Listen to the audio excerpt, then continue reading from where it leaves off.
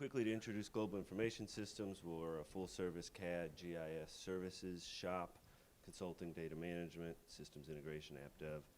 We've got offices spread across North America. But most importantly, we love FME. We use FME wherever we can. We find, probably just like everybody else in the room, that it makes our lives easier and our work faster, and oftentimes our work better and more reproducible. And that's why we're here. Alignment Sheets 101. More folks are familiar with alignment sheets than I expected in the crowd, so I'm not going to go into great detail here. But for those of you that aren't familiar with alignment sheets, as the name suggests, it's really about alignment. You know, the alignment sheet is built on bands of information that run horizontally across the map. And the idea is to get the data in each of these bands to align. Elevation data, asset information, you've got the plan view in the film window showing what you would consider typical GIS information, and then a schematic information. And then you aggregate in tabular information that relates to what you're seeing in the bands and in the map window. So an alignment sheet is really a very complex piece of cartography, especially if you're trying to automate it and reproduce it. Pulling information from multiple sources oftentimes, presenting it in a way that's consumable, that's recognized by field users and operational staff in particular, and then getting it to align, which is not simple from a programmatic standpoint. You know, like I just said, typical information that's shown in there, stationing, assets, property, elevation, et cetera. Oftentimes, alignment sheets are purpose-built. So there might be an environmental alignment sheet that contains information specific to environmental operations. There might be a cathodic protection alignment sheet providing information on asset, corrosion prevention, assets, et cetera. How many folks in the room are familiar with standard GIS pipeline data models? So a couple of folks. And those of you that are, you know that complexity is really the name of the game. They are large, complex, highly normalized data models. In general, they revolve on the concept of linear referencing. So you simply have, at the core of the data model, a linear reference line with stationing information and tables that relate to that information. PODS and APDM are really the two industry standards. They share a lot of commonalities. There's a bunch of flavors of each of them. But the most largely implemented, the most common, widely used are the linear referencing-based relational data models, where there's really very little geometry stored in the database. So in terms of data manipulation, if you want to kind of get your head around what we're really doing here, you're looking at a line and a bunch of tables. You know, that is 90% of the data. And so you take those tables and you need to create graphics and content from those tables in multiple formats using just those two pieces of data, or really those two types of data. So there's a significant amount of data manipulation that goes on to get that into a real cartographic representation of what's in the database. So we go from this to something like this. Current options on the market for producing alignment sheets. Historically, it's been a CAD-based industry, a CAD-based operation. Manual drafting was the original, and in some places continues to be the method of alignment sheet production.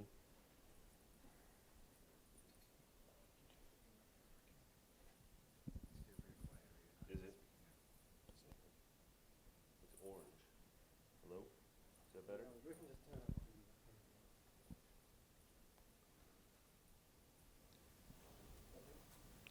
Is that better? Oh, yeah. Oh, yeah. Okay. Sorry about that. So, manual CAD drafting was the original method of producing alignment sheets, and it still goes on. A rule of thumb that I've been told, I haven't been involved with a whole lot of manual CAD production of alignment sheets, is that a single sheet is 40 hours.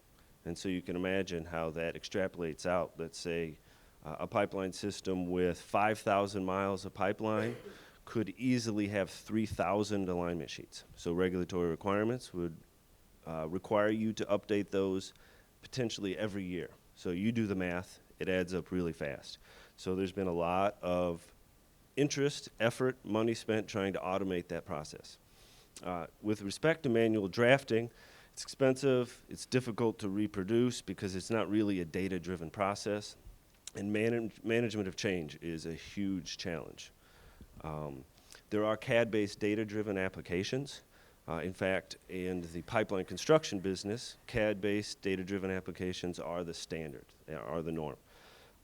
They tend to be very complex systems. They use really proprietary data storage formats. Typically, these CAD-based systems can't really access the standard GIS-based data models, so it's really a standalone thing. It does not integrate well with the operational systems, the operational GIS. And they often require manual touch-up once they come out. So, you know, it's a data-driven thing, but you got to spruce it up a little when it comes out to meet requirements in terms of quality and visual presentation. Current options with respect to GIS, there's a number of Esri-based applications that are prevalent in the United States in particular. And just to set the stage here, most of what we're talking about, because that's what we know, is the United States and North American market. So I'm sure it differs in other parts of the world. Esri-based applications, the applications themselves tend to be expensive. You know, I'm familiar with several site license alignment sheet production generators that are in the 6 figures for the licensing fee. They're not user maintainable. They do provide for some customizations, but you know, you're on the treadmill of upgrade. Esri upgrades, you have to upgrade that, and then you upgrade on their timeline.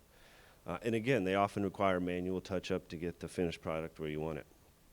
And then there are a few standalone applications that don't sit necessarily inside or on the Esri stack or any other existing technology that will use Esri libraries to produce from the standard GIS data models. And one thing you'll notice is that those lack touch-up options. You know, typically what you get is you get a PDF output.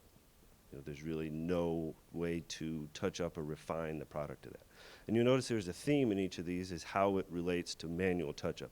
Because in our experience, to get the final product where you want, if you're using an application to get there, manual touch-up is required. There's a lot of white space management. There's a lot of dense information in a small place. So if you don't do manual touch-up, you're typically not going to hit that high-quality mark you're looking for. So that's one of our objectives, is to provide an application framework or an approach that allows for that manual touch-up to get the final product where you're looking to get it. Why did we use FME? Well, for us, we see it as kind of the best of all worlds. It leverages the best-of-breed technologies, so the operational asset data sits in a GIS database and a standardized data model. It's industry supported, it's in place, and it's well maintained. CAD is, in our mind, the best mechanism to provide that manual touch-up to get a fine-tuned finished product. It's data-driven, runs on an enterprise database. We can customize it greatly. You don't need to be a programmer to get in and do that.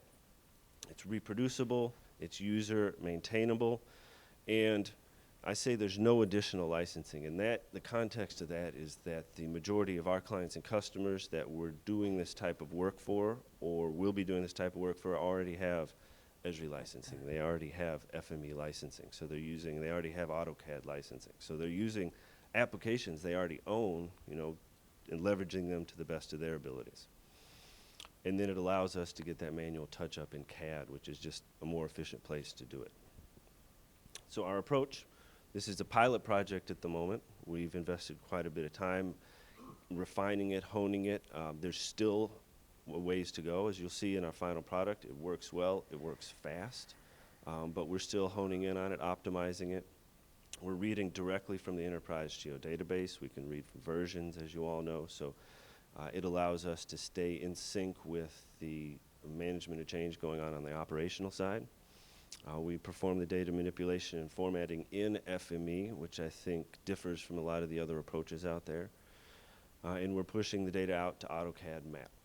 AutoCAD map gives us the advantages of AutoCAD, plus it handles georeference information. So the data stays effectively GIS data, just in AutoCAD, and then the PDFs themselves can also be GeoPDFs because we maintain the location on Earth, the georeferencing throughout.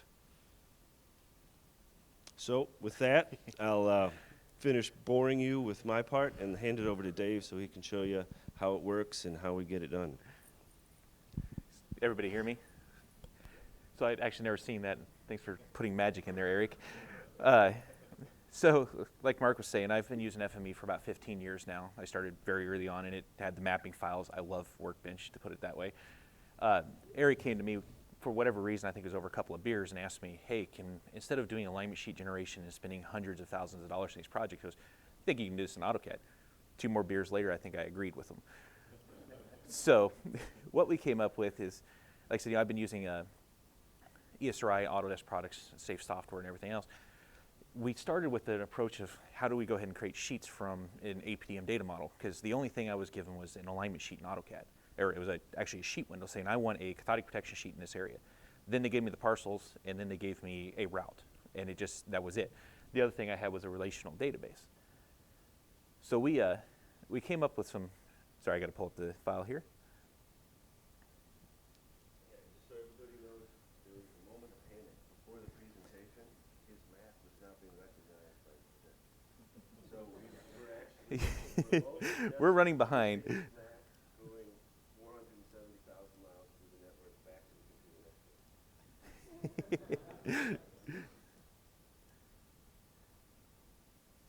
Wow. Yeah, so I should have had this pulled up, but everybody kind of walked in at the same time I was panicking. So what we did, and I've heard the whole talk of there should only be 10 transformers in a FME file. I'm going to tell you I have a lot more than that. So what we did with this was we actually went through and we created, as you see, here's my monster. We went through and it's actually a lot less complicated than you think. If you actually look in each one of the bookmarks in there, those are becoming custom transformers. It still happened to be when I upgraded to 2014, I had an issue with passing parameters, so I pulled it all back apart. So what we did with this was we actually took an AutoCAD file, though, and we said, go give us our spatial location. And then we actually took a route from Esri that had a linear referencing in it, so anybody familiar with pipeline knows the linear referencing on it. We took the sheets and we simply clipped them and made a query and went back to a relational data model, and inside of FME are generating geometry for it. Some of the and that's actually all this scary part right here, is just nothing more than an FME feature reader coming out and merging their route to it, and then using their stationing to go clip it out or create points from it. Once we get a hold of that, it's actually very simple to do it. We came through, we took their sheets, and we just say, okay, you want a band above it, you want a band below it, and here's the lines that I want for it. Well, okay, well now find me perpendicular to these. Create a label, put me out there, and then you end up with your text on either side of it. So kind of as a result here, like Eric was saying, make sure I don't have this out there, we can go ahead and run it, and this particular one actually runs 15 sheets at the same time. So it'll go through, I don't remember how big your CP drawings are. I think they vary, don't they? They do vary. Right, so these aren't even standard sheet sizes. Like most of the time you might have a mile and a half, or whatever your settings are for your windows. In this case, these are all just random placed by a CAD user. So it's going out and it's actually generating 15 sheets of information, and well, I think it'll be done here in a few more seconds. But what it's doing though is, and like I said, this is kind of a pilot in process still. What it's doing though is it's going out and it's creating all that CAD work that Eric was saying was taking 40 hours to go out and generate a single sheet, and I'm generating 90% of the data in 30 seconds or so on a single sheet, and giving it to a CAD user that then has that ability to go through and just say, well, this piece of text is overlapping. Which, if any of you have ever done alignment sheets, that's a $100,000 project to fix that piece of text. Whereas, with this one, it's a CAD user, a very low-end CAD user going in and just simply moving a piece of text. So Eric keeps saying we're going Autodesk map. I'm actually just using just AutoCAD right now. And it's funny because you'll see this. You'll see that the directory is actually called Brad Sheet Calculator. The guy that was originally doing the sheets is called Brad, and I'm trying to replace him. So I've left it as that name now. So as you'll see down here, the FME session ran for, everything quit popping up in front of me here.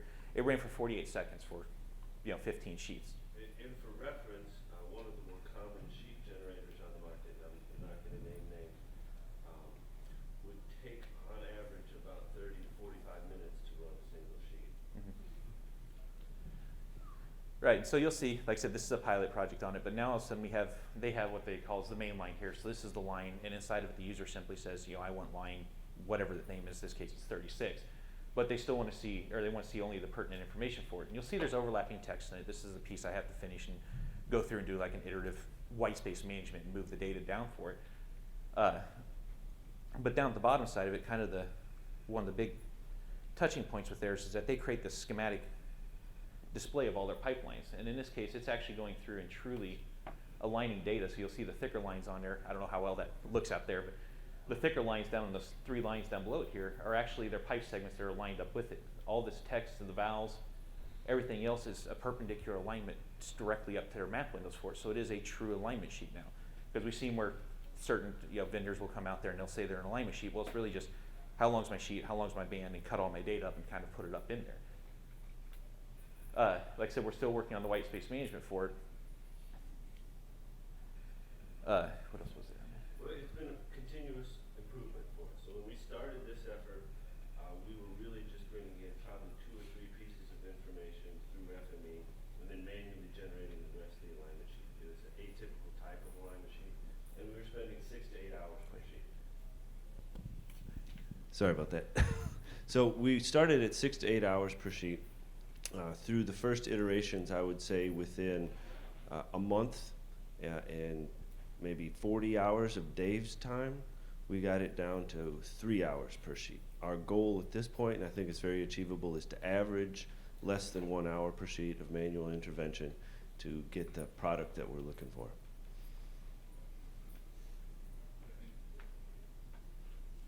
So, Dave, do you want to dive into the workbench a little bit and show them some of the manipulation that you're doing? One of the things for me about this project is that I've been using FME for probably 7 years, and when I think about FME, I think about data manipulation, really moving data from one spatial format to another spatial format, and then you use another client to actually create the cartography. And what's interesting for me about this effort is that we're actually doing cartography in FME.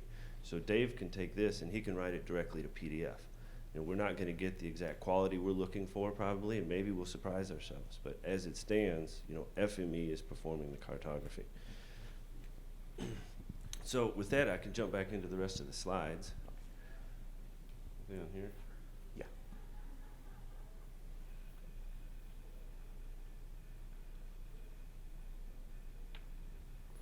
So current challenges and limitations. FME cannot write to paper space, and paper space is where we do the actual export from CAD.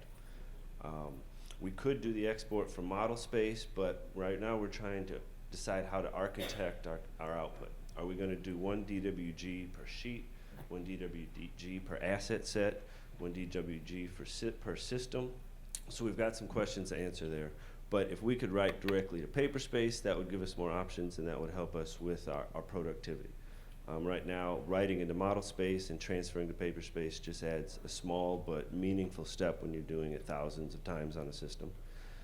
And white space management, as Dave said. So that's really where the touch-up comes in, the overlapping text. The asset doesn't care about labels, right? If you've got an asset with 10 individual entities right next to each other, that's what it is, and you need to represent it as such.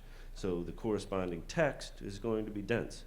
So we're looking at different ways of iterating the text placement, doing manual spacing of the text, but at the end of the day, I think white space management is going to be our biggest challenge and the driver for how productive we can be. I think Dave needs to spend a little bit of time with the doctors here and see if they have some ideas. I have a plan on that. Yes, but right now that's probably our single biggest challenge to get into exactly where we want to be in terms of the output right now. Next steps for us. The current project we're working on does not require elevation. It's been a very good pilot project for us to prove this concept, so we'll be needing to add the elevation. We're also adding imagery, but that is not the smoothest part of our workflow, so we need to spend a little time determining how to automate imagery additions. I think using web mapping services or feature services to provide that imagery as a streaming source might be our best option. We're also looking at, a system with 2,500 to 5,000 alignment sheets has a regulatory requirement and an operational requirement to keep them up to date. But do they need to publish every one every year? So we're looking at a mechanism for change detection at the database level identify what types of database changes require updating, and set some triggers to either provide notifications or automate the update of that information. And then potentially pushing this currently desktop script to either a server or a cloud. And that way you can either, I mean, the sky becomes the limit then, right? And what you can do in terms of automation, multiple users. You don't need a specialized alignment sheet production individual then producing this. You can push it to different user base for production, for input, etc. And that wraps it up for us. Any questions, comments? Well, we've got somebody else in the audience who's done some of this work. Derek has done some of this work. Do you got any comments and sharing your experience? Tips? Well, we actually we ended up with ArcMap as our kind of our end one that they were doing the editing in. So it's a little bit different from the world with some map book kind of thing and ArcMap. Okay. Well, What were that was very challenging. well, what were your biggest challenges? I think for us was putting in some of the angles, calculating those kind of things, because we were calculating those to put on the sheet, but then also to rotate the sheets, orientation of the sheets, depending on whether the line was running north, south, east, west, all those kind of things. Yeah, there's a lot of nuances. Any other questions? Are you using a text labeler, transformer, to get the labels to converge on that? Yes. Yeah, we're actually using label point replacer and labeler. Can you walk through that? Yeah, absolutely. So the way that we're doing this right now is we actually take the alignment sheet from AutoCAD, and it's a block that they insert in AutoCAD. So we have them placed at one spot and then they can stretch it, but what that does is it always makes sure that our alignment sheets are drawn in the same order. So I always know that, point or vertex of 0 and vertex of 1 are always the top of the sheet, and 2 and 3 are the bottom of the sheet. And so what I do with it is I just simply go through and say, right inside of here, I extract the coordinates for the top, x1, y1, top x2, y2, and I simply come down here to the expression evaluator and I generate a sheet angle. And so as I'm going through and I'm taking it and I'm clipping out my route that gives me my queries to run from Esri, I put the points out there, I actually label them, and I use this rotation to set them to where they're perpendicular to the lines, or straight up and down for the sheet. And then I believe that's right up. Remember, it's a lot hard to read on the screen here. So yeah, here's where that band across the top of the stationing for it, it's just simply a labeler for it. And then I go through and I run a rotator and say, rotate it to this angle. So each one of the sheets is always, the right direction. I don't have to worry about it going above a line or upside down or anything else. I pretty much in FME, I treat everything as if it's set flat. And then for lines, we do the same thing. We use a label, or label point replacer, and I tell if I want to do it in the center or the ends, and then I use the same rotation to rotate them around. Have you tried the map text labeler tool? I did, but the only issue I had with it was I could use white space to go around the point. I cannot use white space and define a linear distance or linear direction I wanted to go. Yeah, if I could go in here and say, hey, what angle do you want to move that text as, I would be done right now. There's one of those enhancements. Yeah, right.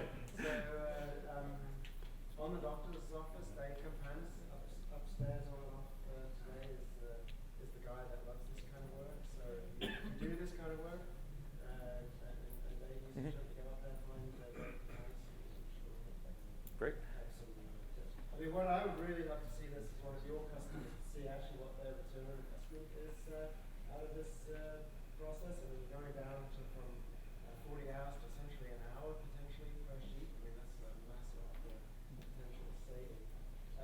Eric, you mentioned earlier on that most of the customers that you're working with are already FME users, which is great. I mean, because a large part of when you made an investment in a piece of software is to maximize the value of that license. Miles is here, he's going to display with you. He's the sales guy. I didn't see you up there. No, but that's the truth. Often our users have bought FME for one specific task, and that's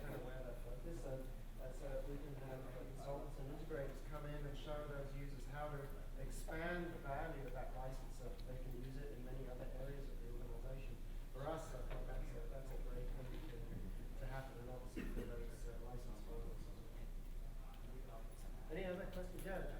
How are y'all planning to roll this out to other customers of yours?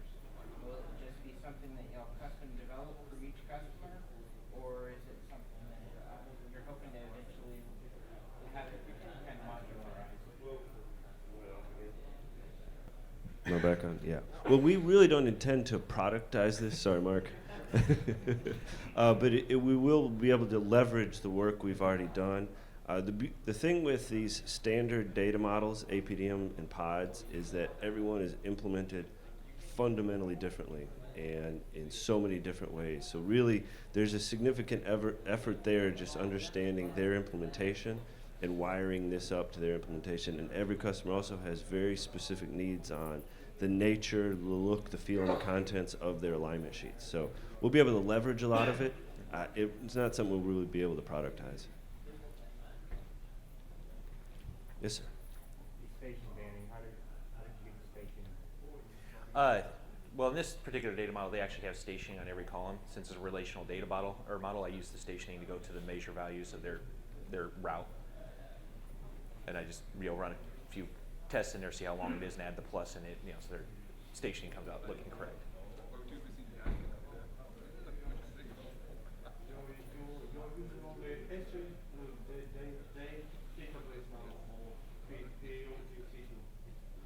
Right, this is Esri only. Yeah. Well, this particular one is it.